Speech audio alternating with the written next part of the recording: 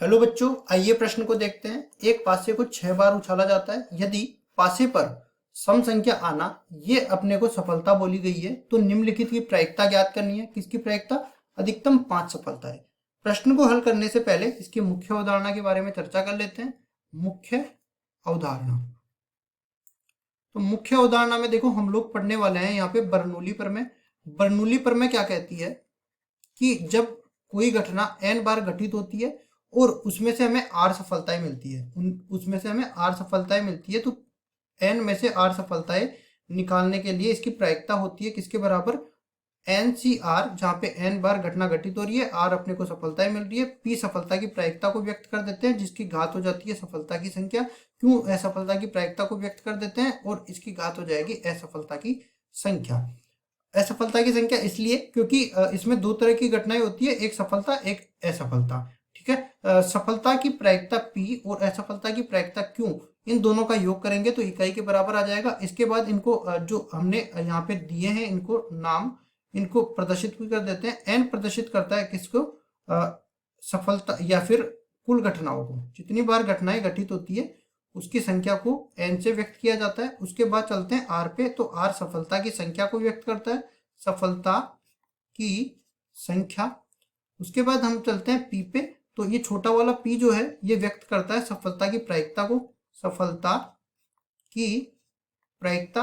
और इसके बाद अपन चलते हैं q पे, तो q व्यक्त करता है असफलता की प्रायिकता को, असफलता की प्रायिकता। तो अब चलते हैं हम लोग सवाल पे, इन सारे सबका मान निकालते हैं और सूत्र का उपयोग करते हुए हम लोग प्रायिकता भी निकाल लेते हैं।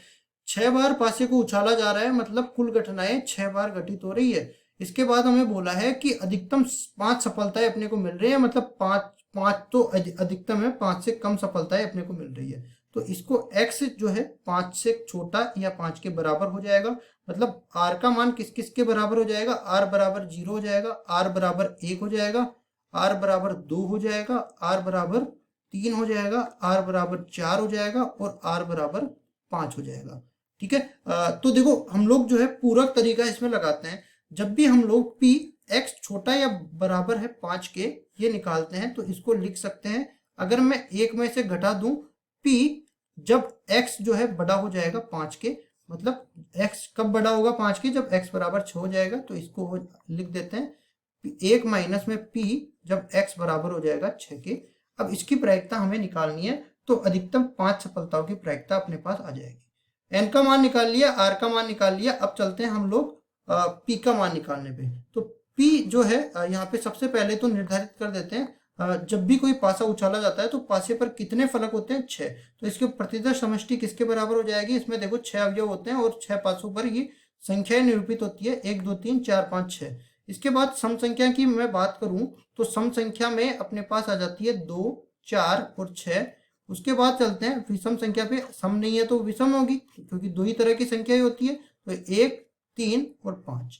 अब देखो p और q का मान निकालते हैं। यहाँ से p को निर्धारित कर देते हैं सम संख्या आने पर, सम संख्या आने की प्रायिकता, आने की प्रायिकता। तो हमने जो प्रतिदर समष्टि और सम संख्या जो हमने निकाली उसमें देखा कि सम संख्याओं के अनुकूल परिणाम 3 है, कुल परिणाम 6 है, 1/2 के बराबर इसकी प्रायिकता हो जाएगी। इसी तरह क्योंकि मैं बात करूं तो सम संख्या नहीं आने की प्रायिकता ये हो जाएगी, तो सम संख्या नहीं आने की प्रायिकता, अगर सम संख्या नहीं है तो विषम संख्या होगी, तो सम संख्या नहीं आने की प्रायिकता विषम संख्या आने की प्रायिकता के बराबर होती है। तो विषम संख्या के अनुकूल परिणामों की अगर मैं बात करता हूं तो ये भी 3 के बराबर होते हैं, कुल परिणाम 6 के बराबर है, 1/2 के बराबर ये आ जाएगा। अब देखो हमें मान किसका निकालना है? हमें मान निकालना है 1 माइनस में p x बराबर 6। तो अगर मैं p x बराबर 6 निकाल लूं और उसको 1 में से घटा दूं तो अपने पास इसका मान मिल जाएगा। तो सबसे पहले p x बराबर 6 का मान निकालते हैं, तो ये बराबर हो जाएगा 6c 6, और ये सफलता की प्रायिकता p, इसकी घात हो जाएगी 6। और यहाँ पे देखो सफलता की प्रायिकता का मान ही लिख देते हैं, तो ये 1/2 के बराबर है। यहाँ पे कितना बन जाएगा? देखो ये बनेगा 1/2 की घात 6 और 1/2 की घात, असफलता की प्रायिकता 1/2 है और इसकी घात हो जाएगी 0 के बराबर। अब हम लोग यहाँ पे एक चीज समझा देते हैं, जब भी n में से r वस्तुओं का चयन करना हो तो ये अपने पास NCR का सूत्र आता है, ये अपने को आगे बढ़ाने पर मिलता है फैक्टोरियल एन बटा में फैक्टोरियल आर बटा में फैक्टोरियल एन माइनस आर। यहाँ पे फैक्टोरियल एन व्यक्त करता है एन या एन से छोटे सारे के सारे धनात्मक पूर्णांकों का गुणनफल। इस तरह से 3, 2, 1 तक चलेंगे और इन सब का गुणा कर देंगे।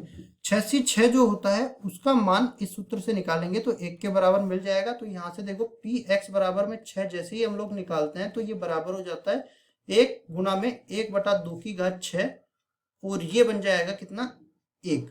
तो टोटल मिला के 1/2 की घात 6 बन जाएगा और ये अपने को मिल जाएगा 1/64। अब हमें निकालना क्या है 1 माइनस में पी एक्स बराबर 6 और ये किसके बराबर है, ये बराबर है पी एक्स छोटा या बराबर है 5 के।